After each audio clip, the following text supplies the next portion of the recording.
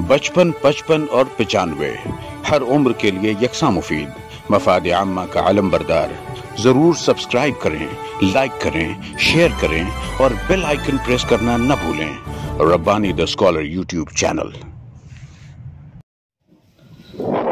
और इसके बाद सिलसिला अगराज़ मकासिद का है कि मैं जनाब नूरुद्दीन सर साहब को आवाज़ देता हूँ कि वह आए और अगराज़ मकासिद पेश करें।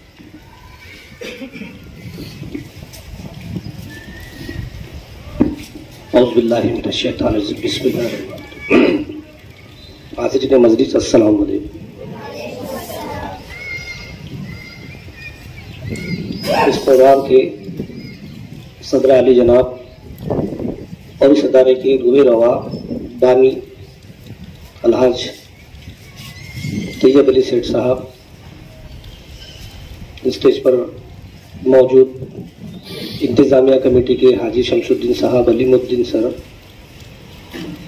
इस प्रोग्राम में बिलखुसूस मालेगांव से तशरीफ़ लाए हमारे दोस्त, हमारे साथी जावेद अंसारी साहब, आज के दुल्हा इस प्रोग्राम जिनके सबब यहाँ पर मुनक़द किया गया, ऐसे हमारे दोस्त वाली जनाब रिजवान रब्बानी साहब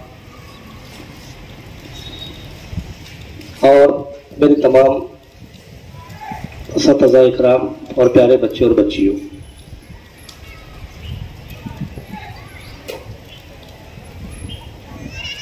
खूबसूरती हर किसी को पसंद होती है। हर कोई चाहता है कि वो खूबसूरत नजर आए और खूबसूरत बनने के लिए, बनने संवरने के लिए वो अपने आप के अंदर जो है तब्दीलियां लाता है। स्कूल में दाखिल होने से पहले या स्कूल की तरफ आने से कबल हम लोग अपनी तैयारियों में लग जाते हैं। यूनिफॉर्म पहनना, साफ चेहरा धोना, पाउडर लगाना, सुरमा पहनना वगैरह वगैरह।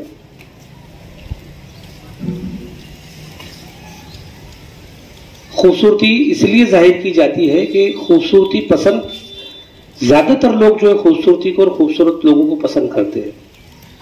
और जब बच्चा खूबसूरत बनकर जब स्कूल में दाखिल होता है तो वो लोगों का और तमाम लोगों आने वालों का जाजिब नजर होता है।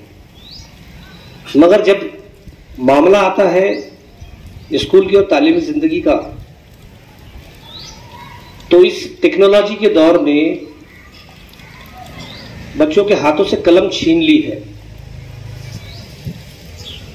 और जिसमें कहिए कि भाई जो हिर्स होता है एक दूसरे को देखकर अपने अंदर बदलाव लाना, इस टेक्नोलॉजी के दौर में जो है एक दूसरे से फासले भी बढ़ा दिया। अगर हम घर में मौजूद भी होते हैं तो हर किसी के पास मोबाइल होता है, घर में बैठने के बावजूद भी वो तन्हा होता है। और उसका मुज़िर असर जो ये पड़ा कि बच्चों की लिखावट खत्म हो गई। दूसरा, एक कुदरती आफत गुज़िश्ता 2 साल 3 साल पहले आई, जिसमें हम कोरोना के भयानक दौर से जो है वो तारीख में उस वाकयात को, उस दौर को रकम किया जाएगा। जो कुछ बच्चे ज़ौक रखते थे, थोड़ा बहुत लिखने का जिनको शौक था, वो बच्चों के हाथों से 1.5-2 साल कलम भी छीन ली गई। और नतीजा ये निकला कि आज जो बच्चा है वो खूबसूरत तहरीर और लिखावट से बहुत दूर हो चुका है। हमारी बयासों की तरफ अगर हम नजर डालते हैं और किताबों की तहरीर को अगर मुवाजना करते हैं तो यकीनन हम इस बात को महसूस करेंगे कि जो हमारी मादरी जबान है उसके लिखने का तरीका और सलीका भी हमारे पास नहीं है। मैं सलाम करूंगा हमारे साथियों को और हमारी इंतजामिया की तरफ से, पूरे स्टाफ की जानिब से, पूरे बच्चों की जानिब से मैं उनका मशहूर और ममनून हूं कि मैंने जावेद भाई को कुछ ही रोज पहले मैंने अपनी बात रखी कि जावेद भाई ऐसे ऐसे मसले हमारे सामने आ रहे हैं और बच्चों की लिखावट बहुत बुरी तरह से खराब हो रही है। तो मालेगांव तो उर्दू जबान का मरकज है, वहां पर उर्दू जो है वो परवरिश पाती है। तो कोई ऐसा कोई बंदा या ऐसा कोई फर्द कोई हमारे लिए मुकर्रर कर दीजिए जो हमारे बच्चों की जो लिखावट को जो सुधार दे। मैं बहुत ज़्यादा मशहूर और ममनून हूँ उनका कि शामी में उन्होंने फ़ोन किया कि सर मेरी रिजवान रब्बानी साहब से ऐसी सी बातचीत हुई, उन्होंने नंबर मुझे भेजा और आप उनसे बातचीत कर लीजिए। रिजवान रब्बानी साहब भी बहुत अखलास के मालिक है, बहुत अच्छी तबीयत के इंसान है। मैं पहली मरतबा उनसे आज मिला हूँ और जो कुछ भी मैंने उनको दावत दी फ़ोन पर दी और उन्होंने दावत को लपेटा। उन्होंने अपने तौर से कोशिश की कि कोई 2 महीने के लिए 3 महीने के लिए कोई आदमी जो है कातिब जो यहाँ पर मुकर्रर कर दिया जाए ताकि बच्चों की जो है लिखावट सुधर जाए। मगर इस दौर में जो है आहिस्ता आहिस्ता उर्दू से जो है वो लोगों की दूरी बनती चली जा रही है। तो उन्होंने कहा कि इतना अच्छा जज्बा है इस कासूदा शहर के बच्चे लिखने में और अपनी खुशखती बनाने में दिलचस्पी रखते हैं, तो खुद उन्होंने कहा कि सर मैं जो खुद आकर के जो है वो आपके बच्चों को सिखाऊंगा। अरे बहुत बड़ी बात है बेटे कि बेलौस खिदमत करने वालों की दुनिया में बहुत कमी है। सलाम ऐसे लोगों को जो लोग जो है अपने कीमती वक्त में से अपना वक्त निकालकर कमो बेश 150 से 200 किलोमीटर की मसाफत तय करके हमारे लिए पहुंचते हैं, ये बड़ी फख्र की बात है। और ऐसे ही कुछ बंदे ज़मीन पर अल्लाह रब्बुल इज़्ज़त ने रखे हुए हैं जिसकी वजह से मैं नहीं समझता हूँ कि क़यामत ऐसे ही नेक बंदों की वजह से अल्लाह ने नहीं लाई, वरना जो है ज़मीन पर तो इतनी बुराइयां फैल चुकी है कि अल्लाह हिफाजत करे। रात लिखावट का मामला कि जब मैं भी तालिब इल्म का मेरा दौर था, जब भी मैं तालिब इल्म था तो उस जमाने में सबसे कम मार्क्स अगर मुझे मिली थी मेरी 10वीं में तो उर्दू जबान में मिली थी। और इसका एहसास मुझे कब हुआ जब मैं मालेगांव में मेरा एडमिशन हुआ और जब मैंने मालेगांव के मेरे साथियों की जब हैंडराइटिंग देखा तो मुझे इस चीज का एहसास हुआ कि वाकई जो मेरे मार्क्स अगर कम हुए होंगे तो उर्दू की लिखावट की और हैंडराइटिंग की वजह से कम हुए होंगे। फिर वहां से मैंने अपने दिल में एक जज्बा पैदा किया कि मेरे साथियों की तरह मेरी हैंडराइटिंग क्यों ना हो। तो जाहिद भाई उस जमाने में फतेह मैदान के अंदर जो है वो मुफ्त में क्लासेस चला करती थी, बड़े शौक से कुछ दिन में गया।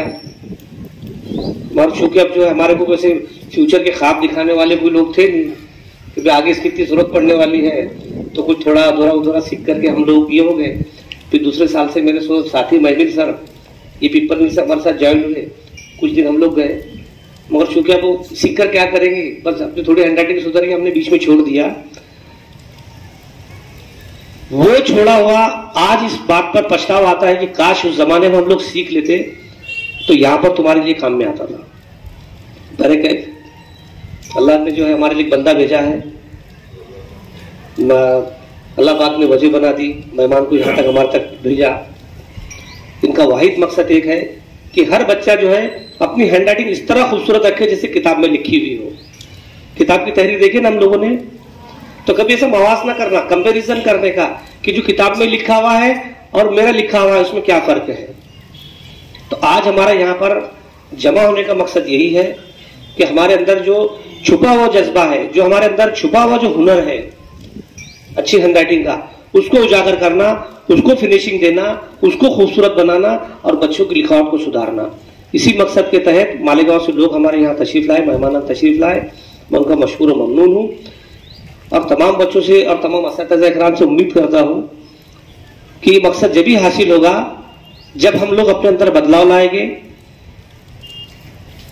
हर बच्चे को जो है वो तमाम बच्चे जो सीखने का ज़ौक़ और शौक रखते हैं, हर बच्चे को स्कूल की जानिब से एक एक नोटबुक दी जाएगी। मगर ये बयान इसकी अहमियत उसी वक्त रहेगी बेटा कि जिस वक्त उसको लिखकर हम मुकम्मल करेंगे। और इंशाल्लाह अगर तुमने भरकर उसको पूरी कर दी और अल्लाह ने हालात दुरुस्त रखा तो दूसरी बयान भी तुमको स्कूल तरफ से दी जाएगी। तो शर्त यह है कि तुम्हारे अंदर सीखने का जज्बा हो। प्रोग्राम की तवालत ना हो इसलिए मैं अपनी बातों को यहाँ मुख्तसर करता हूँ और शकील सर को कहता हूँ कि आगे की कार्रवाई करें।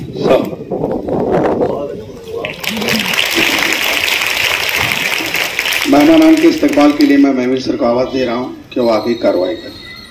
55, 55 और 95 हर उम्र के लिए यकसा मुफीद, मफाद आम्मा का आलम बरदार, ज़रूर सब्सक्राइब करें, लाइक करें, शेयर करें और बेल आइकन प्रेस करना न भूलें। Rabbani the scholar YouTube channel.